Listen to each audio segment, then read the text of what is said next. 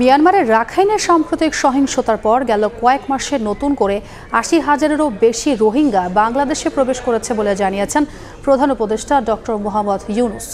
বুধবার মিশরের রাজধানী কায়রোতে মালয়েশিয়ার উচ্চশিক্ষামন্ত্রী ডক্টর জামরিয়া আব্দুল কাদিরের সঙ্গে বৈঠকে তিনি কথা জানান। রাখাইন রাজ্যের বাস্তুচ্যুত নাগরিকদের জন্য জাতিসংঘের তত্ত্বাবধানে একটি নিরাপদ অঞ্চল প্রতিষ্ঠার বিষয়েও সমর্থন ব্যক্ত করেন প্রধান উপদেষ্টা। আজ কায়রোর আল আজহার বিশ্ববিদ্যালয়ে ভাষণ দেবেন ডক্টর মোহাম্মদ ইউনুস।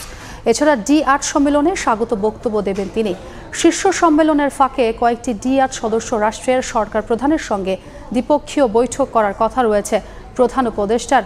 এর আগে মিশরে পৌঁছে দেশটির পাবলিক বিজনেস সেক্টরের মন্ত্রী মোহাম্মদ শিমির সঙ্গে সংক্ষিপ্ত বৈঠক করেন তিনি।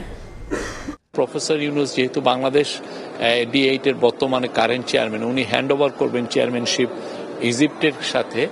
আর পুরো সামিটটা হবে, সামিটের ফাঁকে ফাঁকে যারা লিডার আসছেন এখানে তাদের প্রায় সবার সাথেই কথাবার্তা হবে। আর কালকে একটা কি থিম হচ্ছে ইউথ আর SME। আপনি ইউথের নিয়ে উনি কথা বলবেন, ইউথ নিয়ে ওনার যে চিন্তা ভাবনা সেগুলো বলবেন, আর SME নিয়েও উনি বলবেন। বিকজ আর ইউথের ক্ষেত্রে উনি ওনার ফোকাসটা হচ্ছে যে ইউথ ক্যান বি, মানে ওরা নিজেরাই জব ক্রিয়েটর হতে পারে।